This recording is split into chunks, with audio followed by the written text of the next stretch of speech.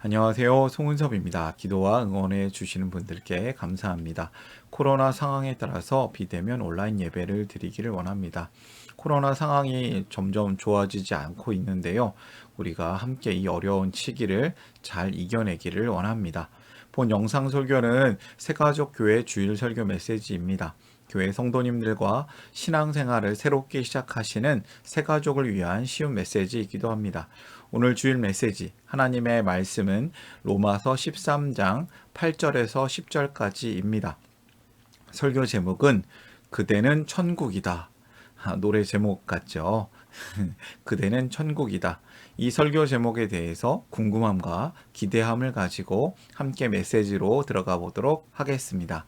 먼저 성경 말씀 한 절 같이 읽어볼까요? 로마서 13장 10절 개역 성경과 세번역 성경이 있는데요. 세번역 성경으로 같이 읽어보도록 하겠습니다. 사랑은 이웃에게 해를 입히지 않습니다. 그러므로 사랑은 율법의 완성입니다. 아멘. 오늘 이 메시지가 교회를 한 번도 안 가보신 분들에게도 들려지는 메시지, 교회를 다니신 분들에게는 은혜와 도전이 되는 메시지가 되셨으면 합니다. 이 메시지를 전하는 저는 이 메시지 자극적인 말을 하고 싶지 않고요. 설교자의 특별한 성경 해석을 자랑하고 능력을 자랑하거나 특별한 묵상을 전하는 것이 목적이 아니라 성경 본문이 전하고자 하는 메시지를 그대로 전하기를 원합니다. 성경 말씀을 담백하게, 온전하게 전하고 싶은 저의 마음입니다. 먼저 이야기를 이렇게 시작하려고 해요. 타인은 지옥이다. 드라마도 있었고요. 웹툰도 있었는데 이 말은 사실 프랑스의 철학자 장폴 샤르트르의 희곡인 닫힌 방에서 나온 대사입니다. 이 대사의 뜻은 세상에 던져져 자유롭도록 선고받은 인간임에도 불구하고 타인과 교류해야지만 살 수 있는 게 인간이죠. 그 과정 속에서 끊임없이 타인의 시선에 신경 써야 함을 지옥에 비유한 겁니다.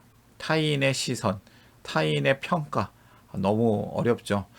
설교자들도 타인의 다른 사람들의 성도뿐만 아니라 많은 사람들의 평가에 의해서 자유롭지 않은 경우들이 좀 있어요. 그렇다면 그 타인이 점점 나에게 어려움을 주는 존재가 되는 것이죠. 현대사회는 점점 타인은 지옥이 되어가고 있습니다. 한마디로 사람에게는 자기 사랑이 제일 중요하고 타인에 대한 사랑이 없기 때문입니다. 자신만 중요한 사람은 자신의 욕구를 방해하는 타인을 모두 적대시하는 경향을 갖습니다. 잘해줄 땐 잘해주지만 자기 마음에 안 들 때는 한없이 나빠지는 게 인간입니다. 예를 들어서 운전 생활을 예를 들 수 있는데요. 운전하다 보면 운전자인 자신을 방해하는 모든 것을 적대시하는 사람들이 있습니다. 교통법, 교통경찰, 교통약자까지도 왜 내 앞에 껴들었냐고, 왜 내가 가는데 멈추게 하냐고, 나를 왜 놀라게 하냐고, 자신에게는 그 모든 것이 방해 대상일 뿐이 됩니다. 모두가 각자에게, 타인에게 지옥으로 산다면 인간 사회는 무너질 것입니다. 근데 점점 무너지는 것 같은 안타까움이 있어요. 양육강식, 적자생존의 법칙이 지배하는 사회에서 영원히 살아남을 사람이 누가 있을까요? 요즘 넷플릭스 드라마에 오징어 게임이라는 드라마가 아주 인기라는데, 주목을 받고 있다는데, 이 타인이 모두 적대시되는 그런 상황 아니겠습니까? 내가 우승해야지만 큰 돈을 살아남기도 하고 큰 돈을 얻을 수 있는, 하나님께서는 이처럼 지옥처럼 변해버린 이 세상을 안타까워 하십니다. 그래서 이 세상을 구원하시려고 당신께서 직접 오셨습니다. 그분이 예수님이시죠. 예수님이 오심으로 이 땅에 하나님 나라가 왔습니다. 예수님을 만남으로 내 안에 하나님 나라가 왔습니다. 오늘 이러한 가운데 메시지를 전하기를 원합니다. 설교를 위한 3가지 질문입니다. 오늘 설교를 위해서 제가 3가지 질문을 준비했는데요. 이해하기 쉬운 질문이며 답도 쉽습니다. 이 메시지를 들으시는 분들에게 본문을 이해하는 3가지 기둥이 되었으면 합니다. 하나님의 말씀, 성경이 우리 성도님들 각자에게 직접 주시는 은혜와 도전이 있기를 바랍니다. 첫 번째 질문이에요. 어떤 사람이 율법을 다 이룬 사람인가? 로마서 13장의 내용은 사실 어떻게 살아야 하는가에 대한 큰 주제가 있는데요. 어떤 사람이 율법을 다 이룬 사람인가? 8절 같이 읽어보겠습니다. 서로 사랑하는 것 외에는 아무에게도 빚을 지지 마십시오. 남을 사랑하는 사람은 율법을 다 이룬 것입니다. 성경이 말하는 율법을 다 지키는 사람, 정말 어려운 사람이죠. 근데 이 높은 수준의 사람이 어떻게 보면 단순한 논리, 단순한 방법으로 해결이 되는데 남을 사랑하는 사람이 율법을 다 이룬 사람이다. 우리 사도 바울 선생님이 가르쳐주고 있습니다. 이 사람 어떤 사람일까요? 이 사람은 나의 일을 남의 일, 어떤 사람의 일을 자신의 일처럼 여기고 도와주는 사람입니다. 나의 일처럼. 우리는 그 사람을 천사처럼 여길 것입니다. 성도의 삶이 이처럼 사는 것이라고 가르쳐 줍니다. 어떻게 하면 그렇게 살 수 있을까요? 사랑하면 됩니다. 여러분, 사랑하는 사람의 일은 나의 일보다 더 중요합니다. 나의 일처럼 여깁니다. 그렇지 않습니까? 모든 계명을 요약하는 계명. 하나님 사랑과 이웃 사랑. 성경 66권을 한 문장, 두 가지 주제로 요약한다면 하나님을 사랑하라, 이웃을 사랑하라 이 말씀이라고 합니다. 로마서 13장 9절도 이것을 이렇게 표현하는데요. 모든 계명은 내 이웃을 내 몸과 같이 사랑하여라 하는 말씀에 요약되어 있습니다. 레위기 19장 18절과 또 여러 가지 마가복음, 마태복음에 나오는 성경이 말하는 두 가지 주제는 성도는 마음을 다하고 목숨을 다하고 뜻을 다하고 힘을 다하여 주 하나님을 사랑하고 자기 이웃을 자기 몸과 같이 사랑해야 한다라는 말씀으로 요약할 수 있다고 합니다. 여기서 자기에 대한 사랑을 자기 중심주의로 오해하면 안 됩니다. 우리가 자신을 사랑하는 것만큼 이웃을 사랑하지 않는 모습, 남을 해하려고 하는 모습, 해치는 것, 그것이 이기적인 죄가 된다고 할 뿐입니다. 하나님의 법은 이처럼 사랑인데요. 이 사랑을 우리가 할 수 있을까요? 사랑이 없는 사람은 사랑으로 살 수 없습니다. 하나님의 사랑을 알게 된 사람만이 자신을 온전히 사랑할 수 있습니다. 그리고 더 나아가서 자신뿐만 아니라 하나님의 사랑으로 타인을 사랑할 수 있게 됩니다. 첫 번째 메시지를 저는 여기서 발견하는데요. 자신을 사랑하라. 하나님의 사랑을 받으라. 이웃을 사랑하라. 자신을 사랑하라. 이웃을 사랑하라. 하나님의 사랑을 알게 된 사람만이 이웃을 온전히 사랑할 수 있습니다. 사랑이 막 넘쳐가지고요. 사랑이 뿜뿜 막 넘쳐서 다른 사람에게까지 흘러가는 것이죠. 이러한 사랑은 하나님의 사랑뿐입니다. 하나님의 사랑만이 우리를 그렇게 만듭니다. 자신과 같이 사랑해야 할 이웃은 누구인가? 이 두 번째 질문을 제가 준비했는데요. 이 해당되는 말씀은 좀 다른 성경, 누가복음을 통해서 제가 이 질문에 대한 답을 찾기를 원합니다. 36절, 37절, 누가복음 10장 말씀입니다. 너는 이 세 사람 가운데서 누가 강도 만난 사람에게 이웃이 되어 주었다고 생각하느냐? 예수님의 이야기죠. 37절, 그가 대답하였다. 자비를 베푼 사람입니다. 예수께서 그에게 말씀하셨다. 가서 너도 이와 같이 하여라. 예수님께 질문을 한 어떤 사람이 있었어요. 그 사람에 대해서 예수님이 이야기를 먼저 하셨고 그 이야기 후에 질문과 답을 하셨습니다.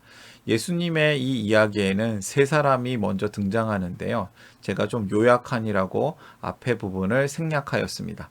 그 앞에 어떤 사람들이 나오냐면 도와주지 않은 제사장, 도와주지 않은 레위인, 이런 종교인들이 있었고요. 그리고 도와준 사람, 사마리아인, 이렇게 세 사람이 나옵니다.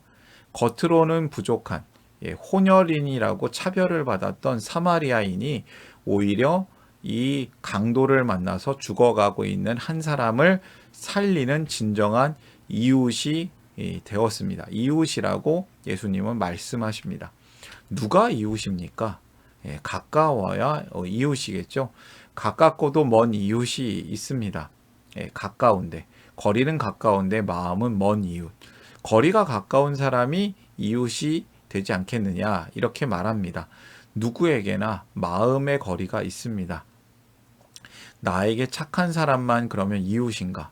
성경은 뭐라고 말할까요? 마음에 들지 않으면 이웃이 아닌가? 하나님은 말씀하십니다. 우리의 모든 만남, 너가 있는 곳이 하나님께서 허락하신 이웃이 사는 곳이다. 모든 만나는 사람들, 스쳐가는 사람들조차도 하나님이 허락하신 이웃이라는 것입니다. 우리 만남은 우연이 아니라는 것이죠. 하나님은 우리가 어떤 이웃이 되기를 원하시는가? 성경은 말합니다. 이웃을 사랑하라. 한 발자국 더 나갑니다. 한 발 더 나아가서 원수를 사랑하라 말씀하십니다. 어떻게 원수를 사랑할 수 있을까요? 우리의 힘으로는 도저히 안 되죠. 좋아하는 사람을 좋아하는 것, 좋아하는 사람에게 잘하는 것은 누구나 할 수 있는 일입니다. 그러나 좋아하지 않는 사람에게, 나에게 원수된 사람에게 선행을 하는 것은 정말 아무나 못하는 일입니다. 그 어려운 일을 누가 계속 시키시는데 우리가 자꾸 해냅니다. 그 어려운 일을 자꾸 해냅니다. 우리가 하나님의 백성, 하나님 나라의 백성이 된 사람이 해냅니다. 우리 안에 사랑이 없다가 갑자기 그 사랑이 넘쳐서 해냅니다. 가능한 모든 사람과 더불어 화평하라고 말씀하신 그 하나님의 사랑이 넘치게 될 때 우리는 해냅니다. 두 번째 메시지를 발견하는데요. 우리가 있는 곳에서 진정한 이웃이 되라. 우리가 만나는 그 모든 사람과 더불어 화평하라. 그 모든 사람에게 사랑을 베풀라. 하나님께서는 왜 이렇게 말씀하실까요?